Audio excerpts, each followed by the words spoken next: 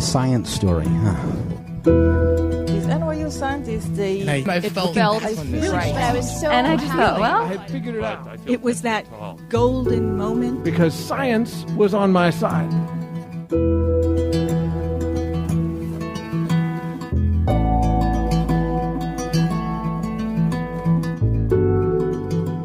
Hi everyone, I'm Ben Lillie, and welcome to the Story Collider, where we bring you true personal stories about science. This week's story is from, well, me. The story was recorded in June 2016 at Union Hall in Brooklyn as part of the Story Collider 6-year anniversary show.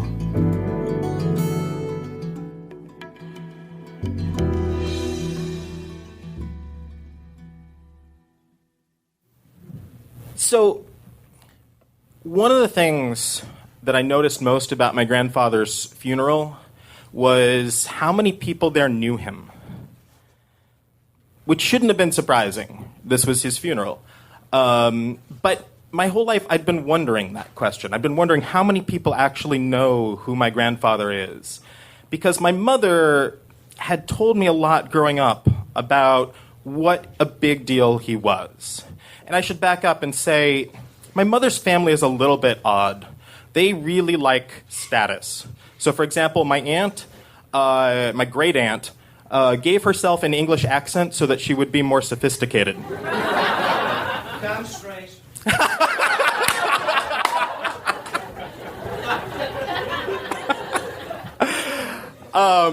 She grew up outside of Boston. And I grew up in Corvallis, Oregon, which is like the Yeah. So, did you? No. Okay. So, I grew up in Corvallis, which is like, it is like the suburb. It wants to be a suburb so hard that it acts like it, except that there's no big city nearby. So it's like the Platonic ideal of a suburb. And everyone there is just sort of like, yeah, you go down to the strip mall and et cetera, et cetera. And I don't think my mom really wanted to be there because she had grown up near Boston and on Martha's Vineyard, and her dad was a Yale professor, my grandfather. And she would tell me things like, your grandfather is this big name scientist, and he's important. And I never really believed her because of all these other things my family would do that was really, really weird, like the English accent. And after that, I had gone to college, I majored in physics, and I had learned something about scientists. So when I was growing up, my mom would always tell me that my grandfather was really sad because he'd never won the Nobel Prize. Which sounds like the dickish-est, my God, what is that word? It sounds like the most dick thing to be sad about.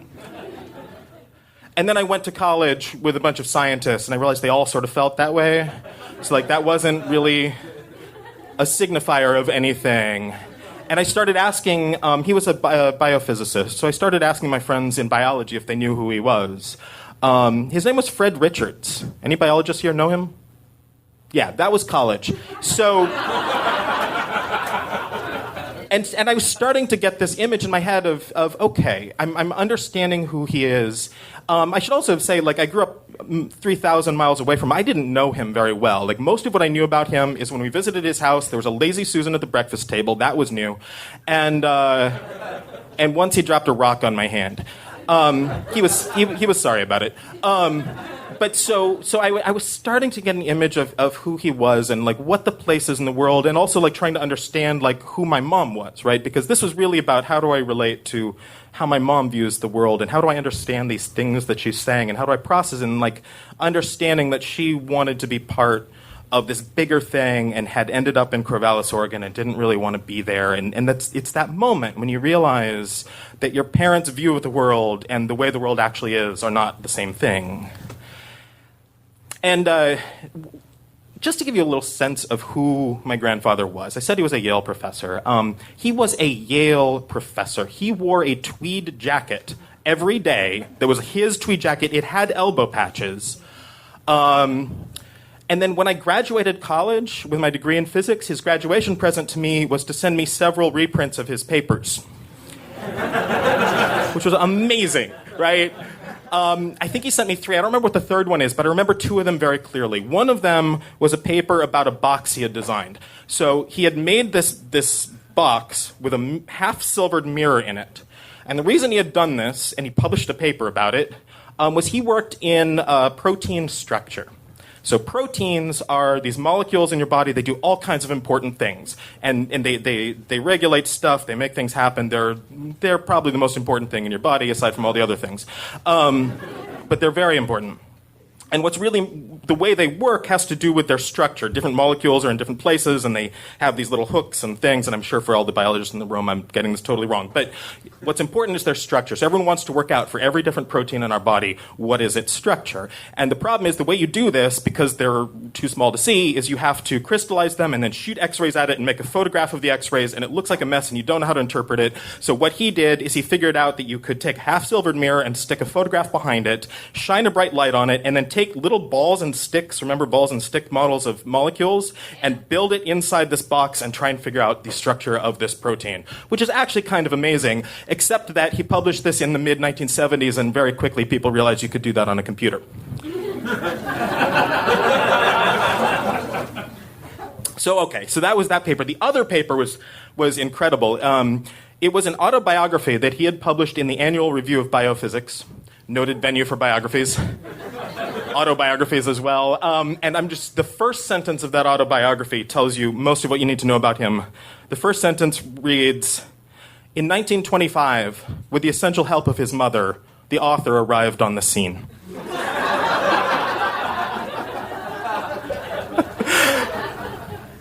That was him. And that was most of what I knew. And so I would ask all my friends, do you know who he is? Do you know what he did? Nobody did. And then he passed away. This is in 2009. I had just moved to New York, and he passed away. And so we went up to the funeral. And just before I went to the funeral, I got the answer. I got the answer that I had expected was there, because my mom had set up a memorial blog. Again, this was 2009. That was a thing you did. But so I was trying to get to it, so I Googled his name. And it came up with a link to Wikipedia. I'm like, oh, he has a Wikipedia page. That's interesting. So I click on it. And, well, I'm going to read you part of this Wikipedia article. Because this is a kind of Wikipedia article that if you work in the sciences, you see a lot. Here we go. Frederick Middlebrook Richards, or commonly referred to as Fred Richards, is Sterling Professor Emeritus of Molecular Biophysics and Biochemistry at Yale University. Richards' most notable accomplishment was when, through a simple experiment, he changed the current view that proteins were colloids into the modern view that proteins are well-ordered structures. The experiment was performed on December 7th, 1957, involving the protein ribonuclease A, RNase A, parentheses, using a particular protease. RNase A breaks into two parts called RNase S and the S protein. Initially, no one could purify the two components without... Sentence just ends there. Richards found that when separated, RNase S and the S peptide had no RNase activity, but when recombined in the test tube, the RNase activity is restored. This conclusion from this experiment shows that proteins maintain order and has thus influenced the ideal ligands, there's no extra word in between there, the ideal ligands binding to proteins which used by all pharmaceutical companies to design drugs. So that's what he did. And that confirmed what I'd thought. Right? This is the kind of Wikipedia article that gets written about some scientist that, by then I had my PhD in physics. I had seen a lot of these. I knew that meant he'd done some work. It was interesting work, clearly, whatever the fuck it was. But he'd clearly done some interesting work. One of his students probably wrote that in 5 minutes while drunk. And all this stuff that my mom had been telling me about how important he was, you know, longing for a world or something that didn't exist. And now the question was to figure out why. What did that mean? And, you know, where was that coming from? And how did I fit into that? And how did I relate to him? Which was the wrong time to have that particular question, because he'd just died. So I get to the funeral. There's lots of... eulogies, you know, that's what happens there. And then I went home. And I didn't think about it much after that. Until a few years later, now I started doing this work where I'm telling stories about science and trying to, like, figure out the sociology of science and how all these people work and fit together and all these things. And I remembered that autobiography he wrote. And it was actually titled, What Happened to the Fun? And aside from the weird bit about his mother, most of that autobiography was him ranting about how being a scientist was no fun because it was mostly bureaucratic bullshit. Can I get a cheer from the scientists in the room? And he wrote that in 2000, and it's only gotten worse.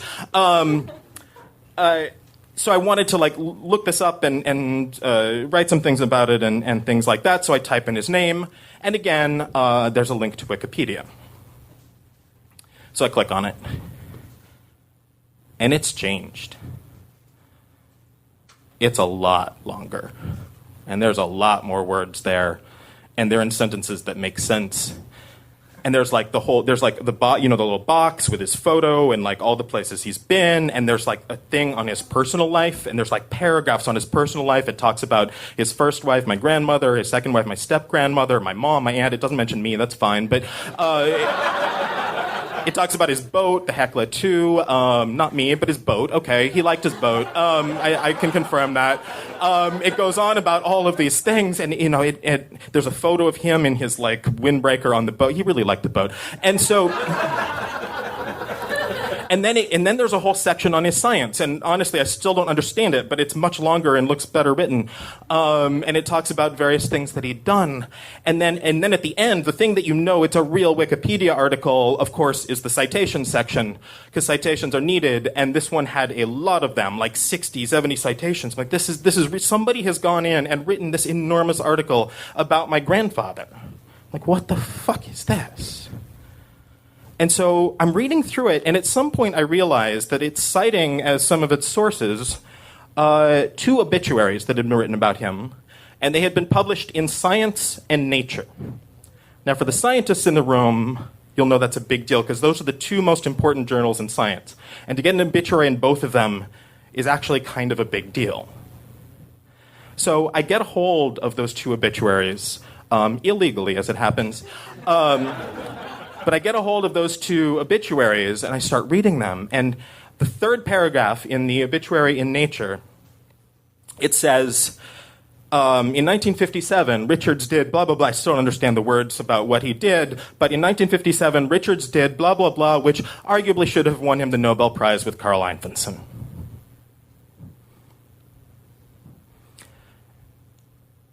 And that meant my mom was right. Now, I'm a particle physicist. We learn about quantum mechanics and all this weird shit about the universe, spooky action at a distance. And, that stuff is normal for us. We just, quantum mechanics is like breakfast. I've learned much weirder shit about the universe. But sitting there that day and seeing that my mom was right about everything is maybe the weirdest thing that I've ever seen. Also, I learned about a year later that aunt who changed her accent to be English to be more sophisticated is actually because she was a secret agent for the CIA. What?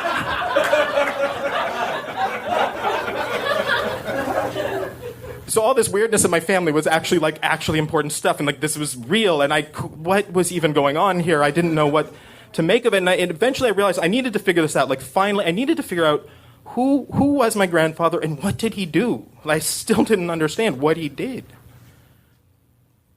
So I've tracked down the person who wrote this Wikipedia article. It's this one woman. Was reasonably easy to figure out who she was. She has an amazing story. Turns out that she had gone to MIT when she was a grad student, although at the time MIT was a cesspool of sexism, so she didn't get her PhD. I say was. But then she went on to start a lab with her husband and eventually became the chair of biophysics at Duke. So this was an amazing person. She had just decided to improve all of the Wikipedia articles on biophysics. And so I tracked her down, I called her up, and I started asking her questions. And I started asking her about my grandfather. And she had known him because she was in grad school where he was at the time. And she told me all these things that are hard to get across here, but about how he had inspired. She said that for her and her husband, the way he thought about biophysics shaped everything about how they viewed the world. And he was apparently this amazing influence on everyone in the field. And I'd never heard this before. And this was extraordinary. And I'm talking to her. And finally, I'm like, all right, so what did he do? Actually, what did he do? And she said some words, and I didn't understand them. And I started poking at her. I'm like, wait, what does that word mean? And she stayed on the phone with me for about an hour, going, wait, what's a colloid? Okay, try again. Let's do this. And about an hour later, I understood what he did. So you remember I said that he worked on protein structure? And the protein structures are really important because they determine how the proteins work, and knowing that, you know things about fundamental biology and medicinal applications, and there's all these reasons to know that. Well, back in the day, when people first discovered proteins, they didn't know what they were, they didn't know how they worked, and what they thought was they saw that they had all these amino acids, all these molecules, never mind what that means, sorry guys, and they thought that they were these just blobs of atoms that sort of like flopped around and were like wiggly and wobbly. The work that my grandfather and Carl Einfinson did independently was they showed that that wasn't true, that proteins were rigid structures. So all this work that people had done on protein structure with all these applications and all this stuff, he did the work that showed it was worth doing in the first place. And that was a pretty big deal. And what really gets me about this is my mom had known something like that. She didn't know what he did, but she'd known it was important. She tried to tell me and failed. And like some little shit of a kid, I just assumed she was exaggerating. And it took years. It took stumbling on a Wikipedia article, calling up a stranger, and making her sit on the phone with me for an hour for me to really learn who my grandfather was and what he'd done. And there's something about that that leaves me almost angry, because that should have been something that my mom was able to tell me, and it wasn't. Because we don't know how to tell these stories. We don't know how to talk about science in this way. So that even within my own family, we couldn't communicate who this person was. And I don't know what to do with that. Like, right now, I'm still angry. Right now, I wish that I had known that when I was in high school, so I could have gone and talked to him about it. But that's where we are. And that's the work we have left to do, is to figure out how to tell them better. Thank you.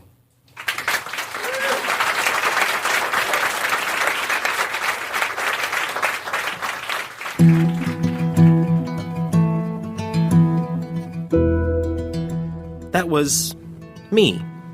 I'm a high-energy particle physicist who left the ivory tower for the wilds of New York's theater district. I'm co-founder of The Story Collider, and you can follow me on Twitter at @BenLillie. The Story Collider is produced by me, Brian Weck, Darren Barker, Ari Daniel, Christine Gentry, Skylar Bear, Shane Hanlon, Rosie Waldron, and Liz Neely, with help from Ariel Miller. The podcast is produced by Rose Eveleth, and the theme music is by Ghost. We're grateful for the support of the Simons Foundation, who helped make this all possible. Special thanks to Union Hall for hosting the show, and to me for telling such a great story. Special thanks also to Aaron Barker for making me use that joke. Thanks for listening.